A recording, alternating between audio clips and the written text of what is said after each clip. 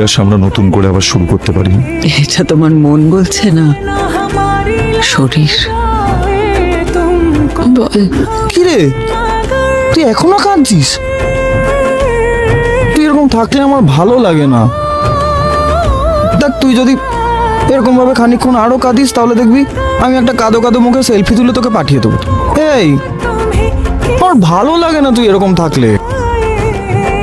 কি রে, শুনছিস? বল। শুনছি।